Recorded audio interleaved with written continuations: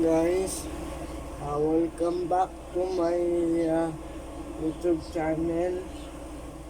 Today po guys is i-demo ko lang anong dahilan kung bakit nasusunog yung ating ceiling fan. Pero ito gumagana to guys, per demo lang to. So, tanggalin ko muna yung mga blades. So, kaya hindi mainit, post off camera na lang tayo. Off camera na lang. Yes. So, anyways, so ito na guys, nakalas na natin yung tatlong blade. Ngayon, ipapaliwanag ko na kung bakit nasusunog ang ating ceiling fan. Una dyan guys, yung nasusubahan na sa gamit. Nasusubahan sa gamit. Yun. Nasusubahan sa gamit. Tapos, umiinit na yung makina niya dito, umiinit na yung makina na gamit pa. Sabi yun. Kasi wala siyang thermal fuse, wala siyang protection sa makina sa overheating. Ang nasusunod dyan, yung oil yung nasusunog dyan, yung kanyang stator oil at malalawa din guys dito sa may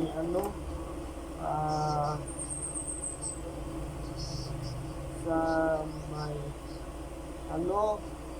switch minsan din dito kasi nababasa ng tubig dito, nababasa ng minsan matuluan yan. So pasok dito sa loob yung tubig. Tapos isa pa dito sa may sa may plug nya,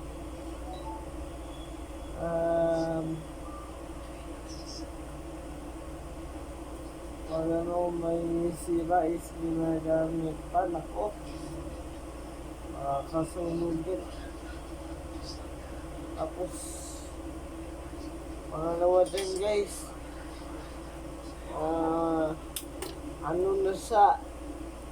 stock up na yung ceiling fan nyo, hindi na makaikot na gamit nyo pa. Ako, susunugin kung mag-iinit tong niya, motor niya, pumakina niya dito, iinit ito, yan, susunog din kasi hindi na nakakaikot. At yung dahilan na ito,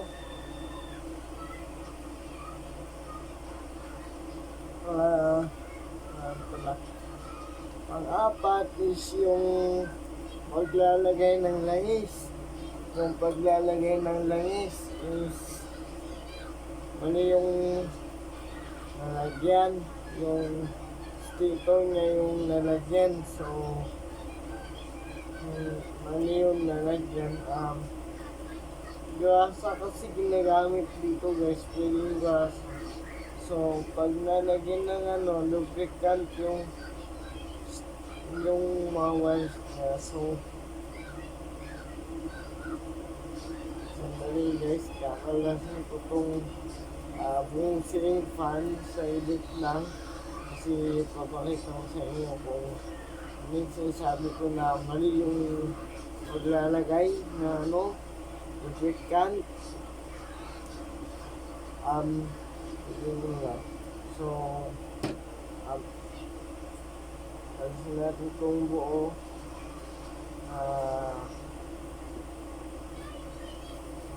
Off camera ulit tayo. So ayan na po guys. So nakalas na natin yung ceiling fan. Ceiling fan. So ito na guys, sabi ko nga, sa pang-day ng nasusunog, mali yung nilagyan ng nonis. Kaya, isa pa, yung twisted wire pa guys. Twisted wire. So, mahaba-haba to. So, sabi ko nga. At isa pa nga pala guys, yung yung December 24, tinisting namin to. Hindi siya umikot. Tapos, nung tinulungan ko, umikot. Pero, maingay siya guys. Yung dahilan kasi, may screw na nakadikit dito banda sa magnet niya. So, ito, pakita ko sa inyo. Ayan. So, may bolt, may screw na nakadikit dyan, banda sa may magnet niya. Kaya, hindi siya makaikot kasi, tinitigilan sa, ikot. Kaya, hindi siya makaikot. Tapos, ayun din ang dahilan, hindi siya makaikot. So, ang ginawa ko guys, binuksan ko din to nung December 25. So so nakita ko is may yung screw, may yung tornilyo na maliit na dikit dito sa magnet niya. Kaya imbis na makaikot siya, hindi siya makaikot. So ginawa ko dito, sinungkit ko ng screwdriver. Yun, tanggal din siya guys. So yun din ang dahilan kung bakit masusunog yung ceiling fan. Nalagyan ng bolt, tapos natigilan, ay hindi na nakaikot. Tapos pinipilit pang pandalin ako. Susunog din yan. Iinit yung motor, hindi siya ikot, iinit yung motor. At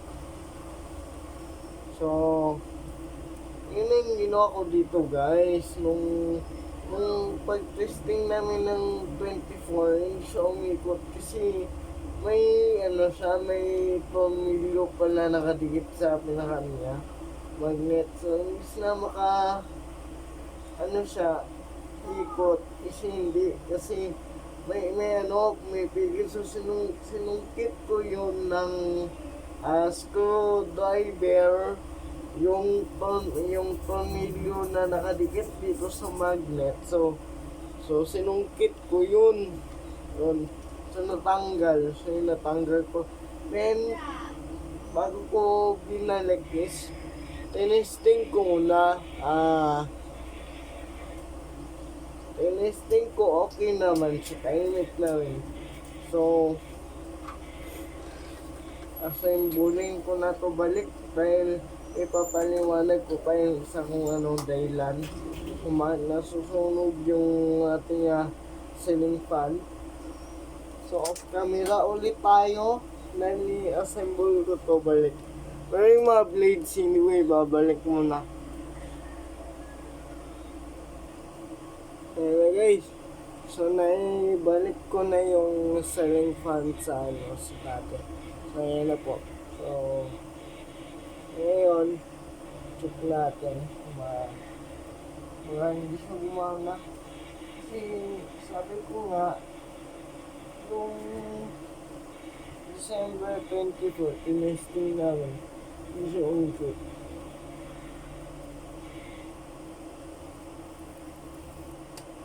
Ayun, umandar ka agad. So hindi ko na naisip ko lang. So yun, umandar sa baliktad pala. So yung gumagana siya. Yan. Tsaka sa lahat ng ceiling fan, na mga ganito. Pag maandar, ito, may marinig kang ugong, may marinig kang ugong.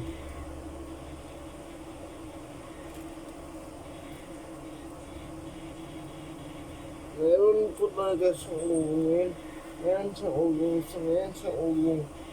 So, off na natin.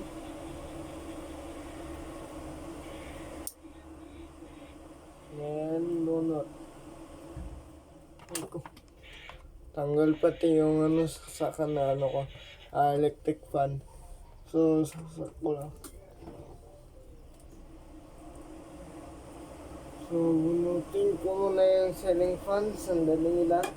At ipaniwanag ko na nga kung ano yung twisted wireless na sinasabi ko, guys.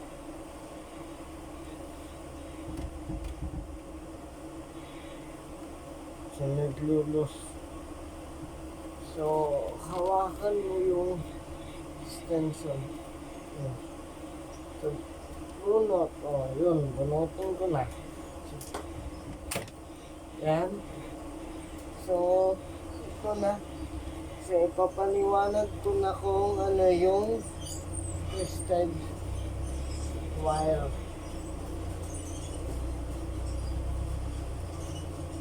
So, ito na yung twisted wire. So, off camera ulit or network na. Kalasin na lang natin.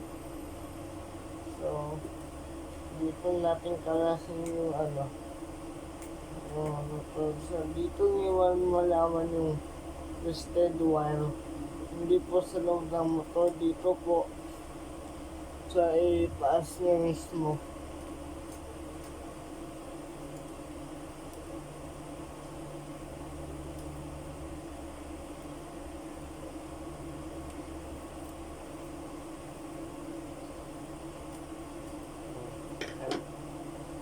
Tanggal na. Then, akin yung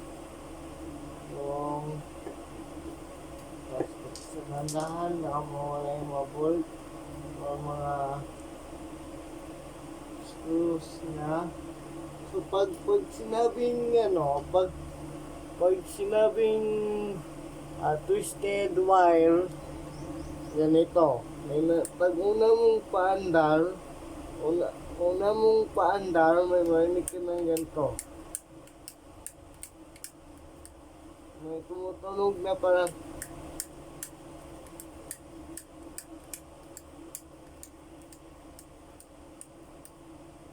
ganun. So, may nagkiklicking dahil yun nga ang sinasabi ko na twisted wire. So, yun yung twisted wire na sinasabi ko. So, pag una mong paandar, may narinig kang clicking sound. Sandali guys, dahil papasok ko yung screen sa loob mismo. Dahil hindi siya nakaano. Pasok ng todo.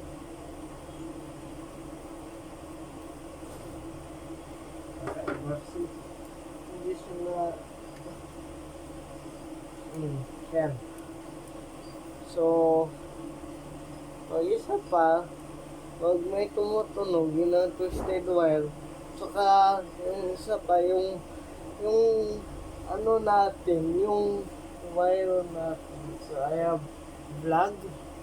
So, yung ating wire, gumaganyan-ganyan. Tapos, ginagamit pa natin, umiikot na yung wire natin. Ako, yun, umiikot yung wire. Tapos, ginagamit pa natin. Ako, delikado. Ay, magbatid yung ating wire.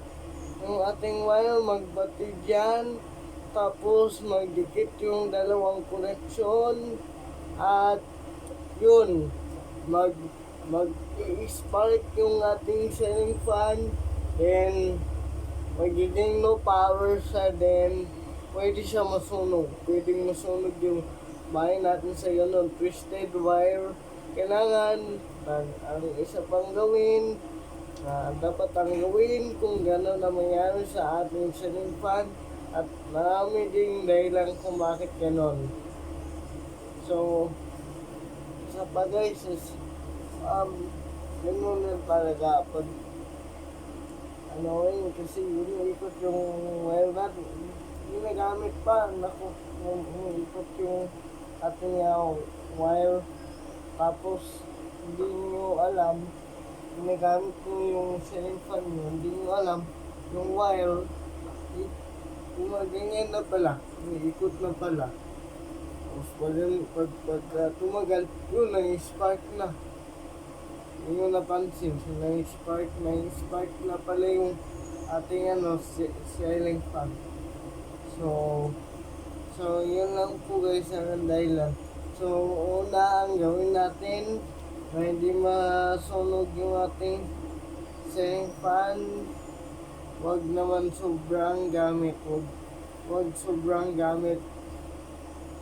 Pag uminit na yung makina, patayin. Sa pag hindi na makaikot, stock up na, hindi na makaikot yung ating ceiling fan, umuugong na, ay lagyan na po natin ng langis. At isa pa guys, yung gawin natin, yung paglalagay ng langis, wag naman sobra, dahil maabot doon sa ating wirings at aabot doon sa winding, and yan, susunog din. Tapos pag twisted wire na, umiikot na yung ating wire, gumaganyan na, umiikot na yung wire habang umiikot yung ating ceiling fan, ay huwag nang gamitin, patayin na, bunutin yung saksakan para hindi masunog ang ating ceiling fan. So yun lang po ang ating gawin sa pag-ano na para hindi masunog yung ating ceiling fan. At so, yes, isara ko muna ito mamaya. So, lumabas na pala yung plastic niya. Ito, natunaw na. Ayan, sa third niya, natunaw na. So, yan lang guys. So, yun lang po ang ating heroin. So, isasara ko muna itong ating ceiling fan. Tapos, malaki na yung bukas.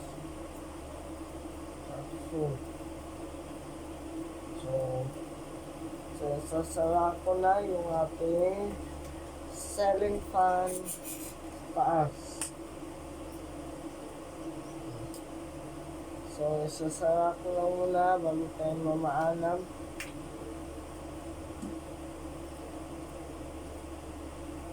Ayan. Ay, naku, may grasa. Nilagyan kasi ito ng grasa para smooth.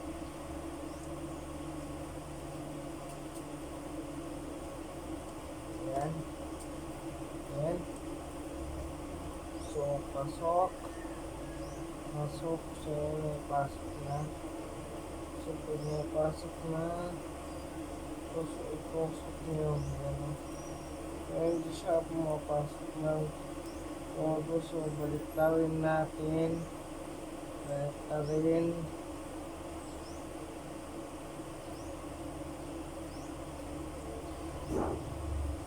Please, nahilap daw. Sabi niya, diba? Nahilap daw to. So, hindi guys. Hindi nahilap na trabaho natin sa ating ceiling fan. Basta matandaan lang kung saan yung location ng spring para maibalik ulit sa dati yung ating ceiling fan.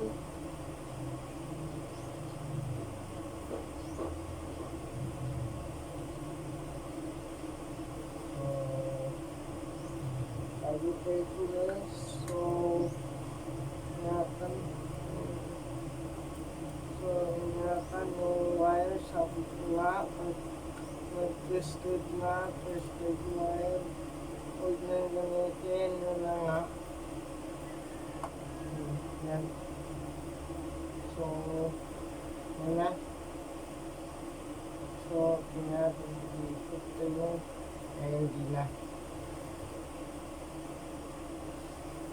Tapos palit screw na lang tayo sa isang side guys. Palit screw na lang tayo kasi malaki na yung ano.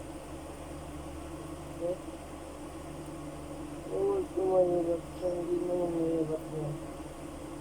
So, okay na. Yan. Diin. Madulas na kasi yung plastic. Kaya yan. Tapos ikot.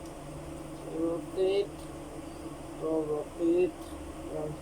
Rotate. Yan. Pagitna. Tapos balik nyo. Yung mga screw nga balik nyo. Balik nyo na.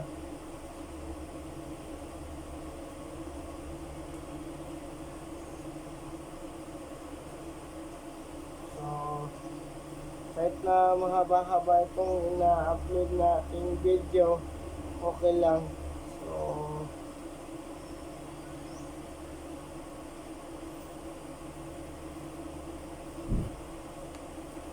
close na natin sa ilalim. So,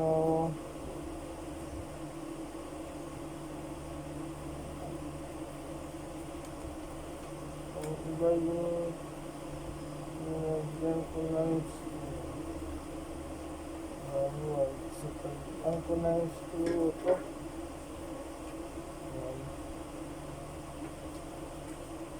So, ibabalik ko na. Sound, ibabalik ko na. So, dyan na yung ano. Ayan.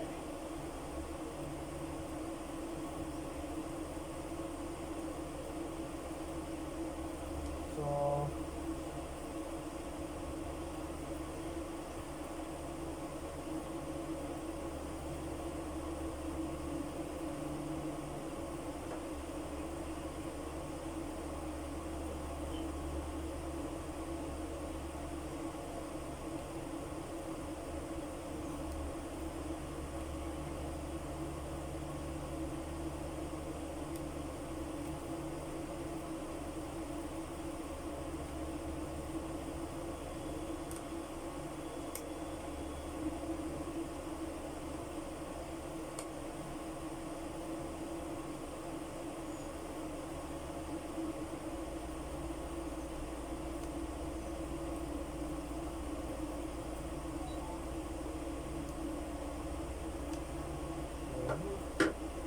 na.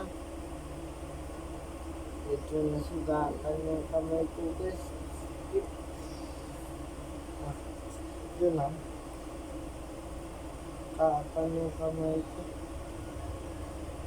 Nasugatan ko kasi yung kamay ko. Nasugatan ko yung kamay ko. So ito na.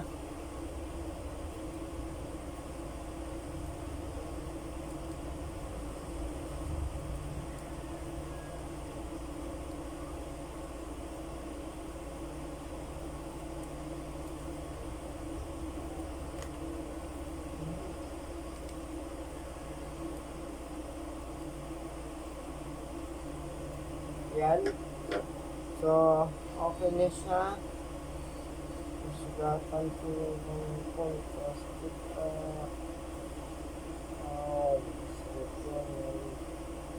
Sugatan.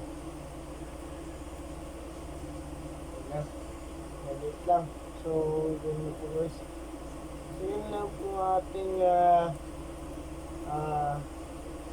totoo sa inyo ang dahilan kung bakit nasusunog yung ating ceiling fan. At dapat natin gawin para hindi masunog yung ating ceiling fan, and thanks for watching guys, and bye bye. God bless you all guys.